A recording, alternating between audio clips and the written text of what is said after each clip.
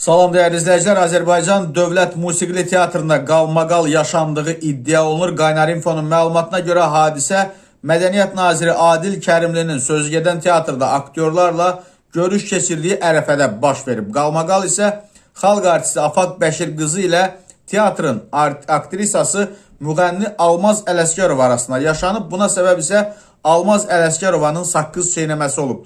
Afaq Bəşir qızı iclas iştirakçılarından birinin saqqız çeynədiyini eşidib, iddiaya görə aktrisanın əsəbləri buna dözməyib və ucadan bu qələti edən kimdir deyə iştirakçılara səslənib. Bu zaman Almaz Ələsgərova qələti sən özün edirsən cavabını verib.